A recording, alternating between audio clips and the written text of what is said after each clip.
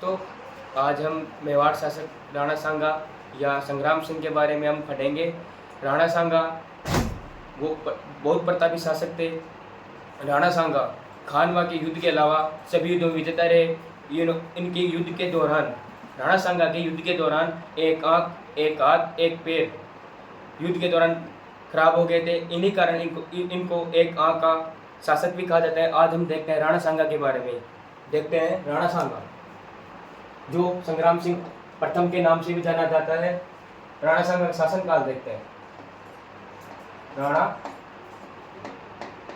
सांगा इनका शासनकाल 1509 से 1528 तक। राणा सांगा का शासनकाल है 1509 से 1528 तक। राणा सांगा के पिता का नाम, राणा सांगा के पिता का नाम था रायमल। राणा सांगा के पिता के नाम था। माता रत्नी कंवर। इनके 4 पुत्र थे। राणा सांगा के कितने पुत्र थे? 4। पहला पुत्र रतन सिंह, दूसरा भोजराज, तीसरा है विक्रमादित्य और चौथा है उदय सिंह। ये राणा सांगा के 4 पुत्र थे, रतन सिंह, भोजराज, विक्रमादित्य और उदय सिंह। भोजराज का विवाह मीराबाई के साथ हुआ था। तो सबको पता होगा भोजराज के साथ मीराबाई का पिता हुआ था। मीराबाई का ससुर राणा सांगा था, जो इनको बहुत कठिनाई झेलनी पड़ी थी। अब देखते हैं आगे। राणा सांगा की उपाधि थी हिंदू पथ। राणा सांगा ने हिंदू पथ की उपाधि धारण की। कर्नल जेम्सटोन ने राणा सांगा को सैनिकों का बंगनावेश कहा। क्यों? क्योंकि उनके युद्ध में एक हाथ, एक पैर और एक आंख खराब हो गई थी युद्ध में। अब देखते हैं कर्नल जेम्सटोन ने राणा सांगा को क्या कहा? सैनिकों का बंगनावेश। और राणा सांगा को एक आंख का शासक भी कहा जाता है। एक बार फिर से देख लेते हैं। राणा सांगा की उपाधि हिंदू पथ। कर्नल जेम्सटोन ने राणा सांगा को सैनिकों का बंगनावेश कहा और राणा सांगा को एक आंख का शासक भी कहा जाता है। अब राणा सांगा के युद्ध देखेंगे हम। राणा सांगा के युद्ध। राणा सांगा का युद्ध, पहला युद्ध हुआ था इनका खातौली का युद्ध। खातौली का युद्ध हुआ था कोटागुंडी में। कहाँ पर? कोटागुंडी में। वर्तमान में खातौली कोटा में है। खातौली का युद्ध 1517 में हुआ था। किसके बीच? राणा सांगा और दिल्ली का सुल्तान था इब्राहिम लोदी के बीच। इस युद्ध में राणा सांगा विजयी होते हैं और इब्राहिम लोदी को हार का सामना करना पड़ता है। और इस प्रकार राणा सांगा खातौली के युद्ध में विजय के पश्चात फिर इब्राहिम लोदी खातौली के युद्ध में पराजय के बाद और इस पराजय का बदला लेने के लिए राणा सांगा फिर से मेवाड़ शासक राणा सांगा पर युद्ध करता है। वो होता है भाड़ी का युद्ध, धौलपुर में होता है। वो होता है 1518-19 में होता है। अब देखते हैं हम आगे भाड़ी का युद्ध।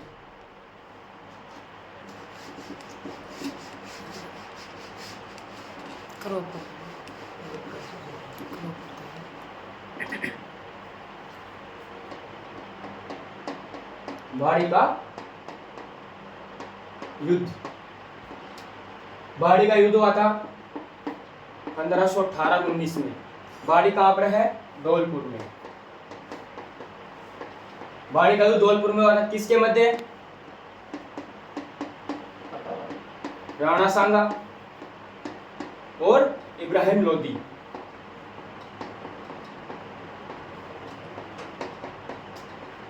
इब्राहिम लोदी के बीच। इस युद्ध में राणा सांगा विजयी होते थे। इस युद्ध में राणा सांगा विजेते रहते हैं। अब इब्राहिम लोदी की लगातार 2 बार पराजय के कारण दिल्ली के सुल्तान नाखुश होने पर आलम खां और दौलत खां बाबर को भारत को आमंत्रित करते हैं। बाबर को भारत में आमंत्रित करते हैं, आलम खां और दौलत खां। क्यों? क्योंकि इब्राहिम लोदी की लगातार राणा सांगा के विरुद्ध में हार हो गई थी। दिल्ली सल्तनत को बचाने के लिए आलम खां और दौलत खां ने बाबर को आमंत्रित किया और बाबर भारत आता है।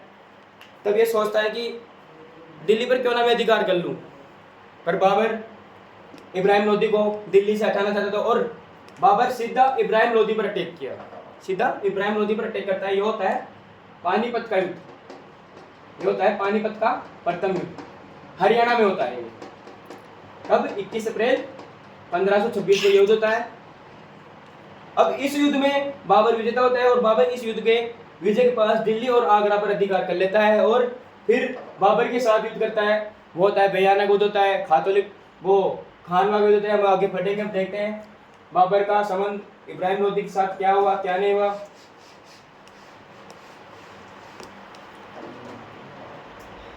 बाड़ी का युद्ध हो गया 1518-19 में हो गया। बाड़ी का युद्ध 1518 और 1900 में हो गया और धौलपुर में हुआ था ये। इसमें राणा सांगा और इब्राहिम लोदी हुआ था। अब देखते हैं बाबर है इधर दिल्ली का सुल्तान इब्राहिम लोदी। अब इब्राहिम लोदी के चाचा थे दौलत खां और आलम खां। ये ना सीधे बाबर के आमंत्रित करते हैं, बाबर को बुलाते हैं भारत पर। बाबर दिल्ली पर अटैक करता है, जो होता है पानीपत का प्रथम युद्ध 21 अप्रैल 1526 को। इस युद्ध में बाबर विजय होता है तो दिल्ली पर और आगरा पर अधिकार कर लेता है। फिर बाबर के साथ युद्ध होते हैं। डायग्राम से समझा है। अब मैं से नोट टाइम में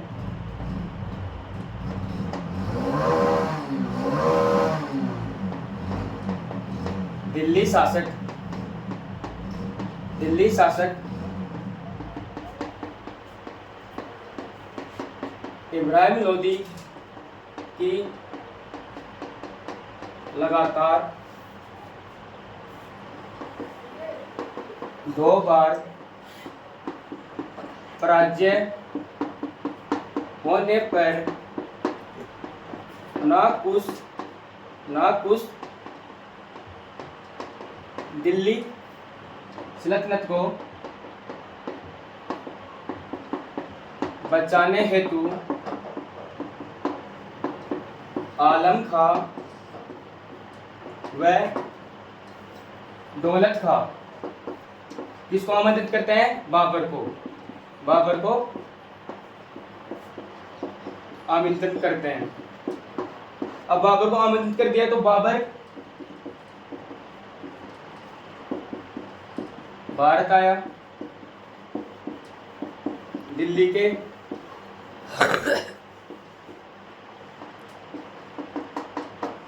इब्राहिम लोदी को हटाने हेतु दिल्ली पर आक्रमण किया। अब दिल्ली पर आक्रमण किया तो पानीपत का प्रथम युद्ध होगा। अब देखते हैं पानीपत का युद्ध। किसके और किसके मध्य हुआ, कहाँ हुआ, कब हुआ।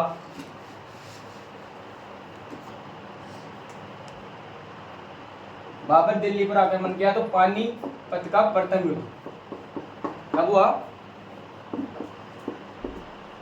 21 अप्रैल 1526 को। कहाँ पर? हरियाणा में। किसके मध्य? बाबर और इब्राहिम लोदी। इसमें विजेता रहे बाबर। यह भारत का प्रथम युद्ध था, पानीपत का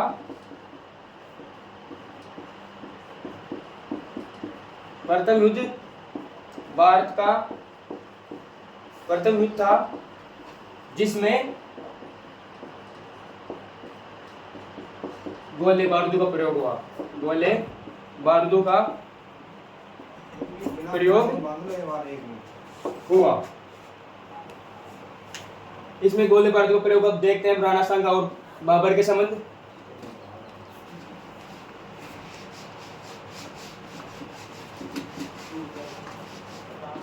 बाबर और राणा सांगा के संबंध देखते हैं।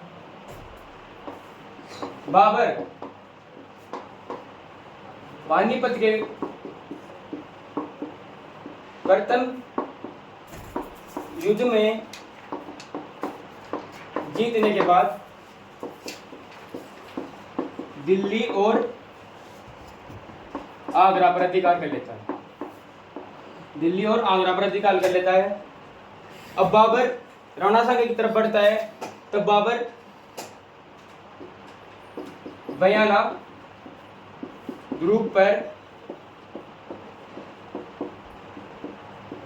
आक्रमण हेतु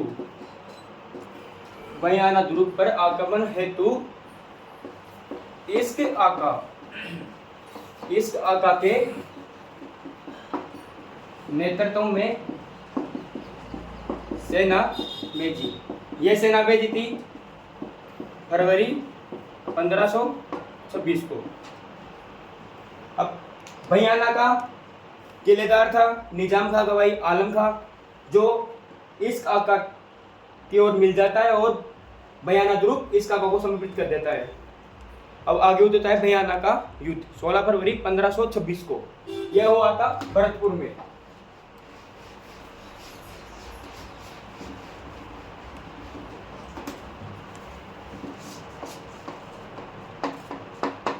बयाना का किलेदार कौन था?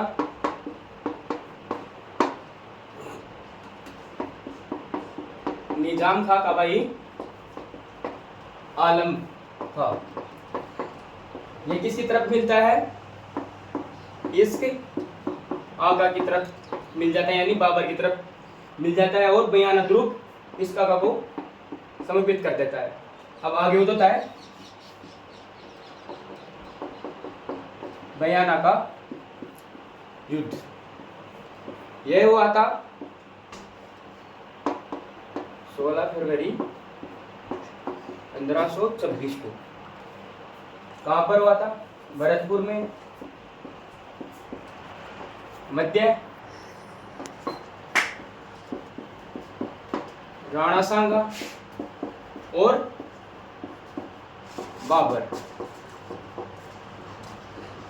ये इनके मध्य हुआ था। इस युद्ध में राणा सांगा विजेता रहते हैं। इस युद्ध में राणा सांगा विजेता होते हैं।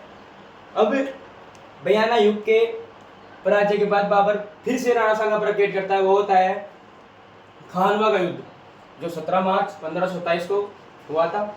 वो क्वास तहसील भरतपुर में, जिसमें बाबर की विजय हुई थी। अब देखते हैं खानवा का युद्ध। खानवा का युद्ध यह युद्ध हुआ था 17 मार्च 1527 को। कहां पर? रूपवास तहसील भरतपुर में। यह युद्ध हो गया खानवा का युद्ध 17 मार्च 1527 को हुआ था। रूपवास तहसील भरतपुर में हुआ था। किसके मध्य? मध्य हुआ था ये राणा सांगा और बाबर। ये युद्ध में बाबर विजेता रहता है। खानवा के युद्ध में बाबर विजेता होता है और खानवा के युद्ध में राणा सांगा के घायल होने पर झाला अज्जा ने मेवाड़ मुकुट धारण कर राणा सांगा को खानवा के युद्ध से बाहर निकालकर स्वयं राणा सांगा यहाँ से निकल जाता है, खानवा के युद्ध से बाहर निकल जाता है और झाला अज्जा मेवाड़ का मुकुट धारण कर मेवाड़ की सेना का नेतृत्व करता है। और झाला अज्जा का सहयोगी था रावल रतन सिंह और झाला मन्ना, ये इनके सहयोगी थे। अब खानवा के युद्ध में राणा सांगा घायल हो गए खानवा के युद्ध में। अब इनको बाहर युद्धभूमि से बाहर निकालता है कौन? झाला अज्जा। इनको युद्धभूमि से बाहर निकाल दिया जाता है घायल होने पर। अब झाला अज्जा के सहयोगी थे,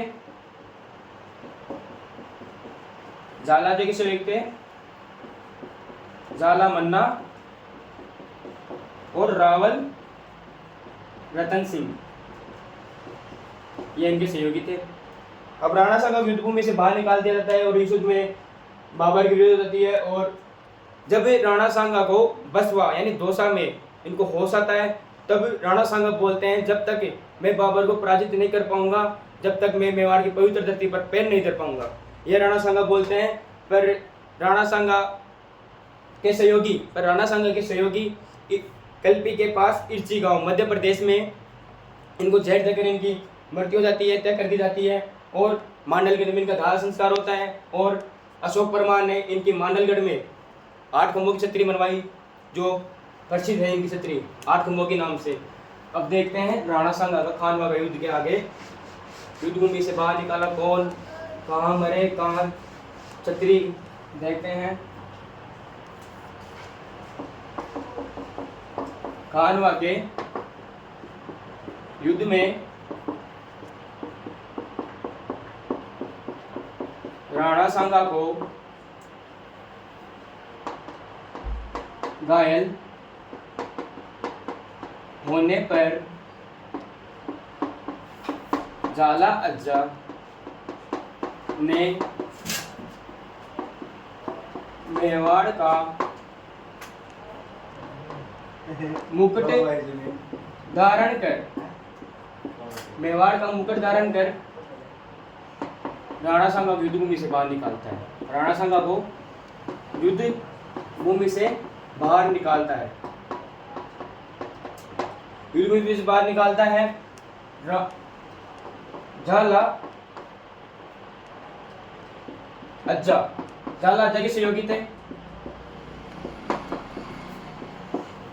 रावल रतन सिंह और झाला मन्ना, इनके सहयोगी थे।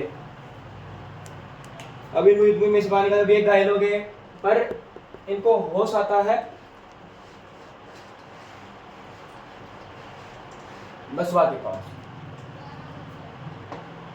बसवा वर्तमान में दौसा जिले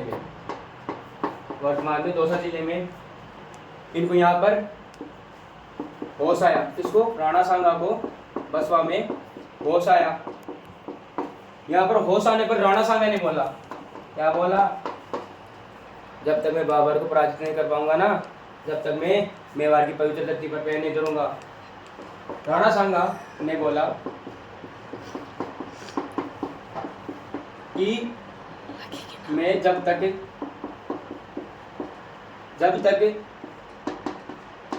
बाबर को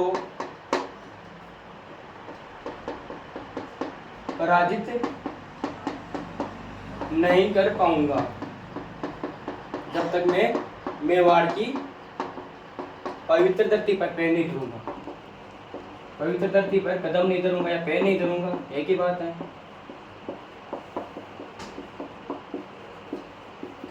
ये राणा सांगा मिला। पर राणा सांगा किसने की? राणा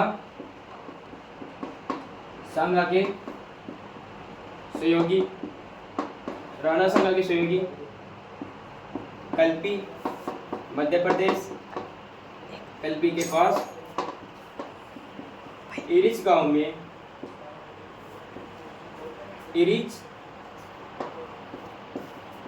इरिच गांव में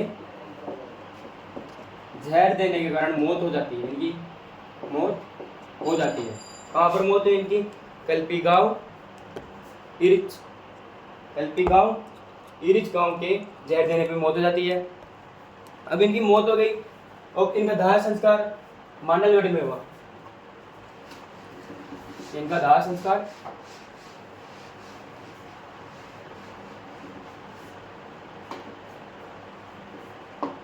दाह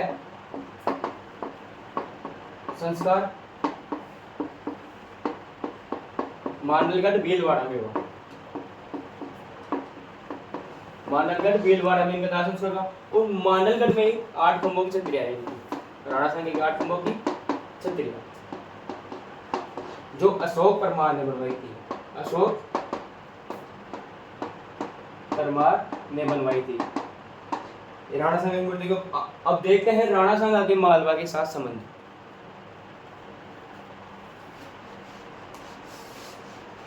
राणा सांगा के मालवा के साथ संबंध।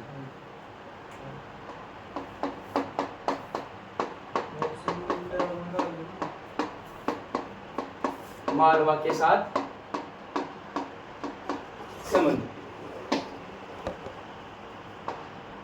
गागरोन का युद्ध कब? 1519 में। गागरोन का युद्ध 1519 में हुआ था। गागरोन आपको पता है झालावाड़ में है। गागरोन का युद्ध 1519 में हुआ था। राणा सांगा और इधर था महमूद खिलजी द्वितीय और इसका सिर्फ यानी सहायता करने वाला था सुल्तान, जो गुजरात की सेना का नेतृत्व कर रहा था। इस युद्ध में राणा सांगा ने सुल्तान सिंह की हत्या कर देता है और इस युद्ध में राणा सांगा की विजेता होती है। दोस्तों, इस प्रकार हम राणा सांगा के बारे में जाने, इनके प्रमुख युद्ध पढ़े।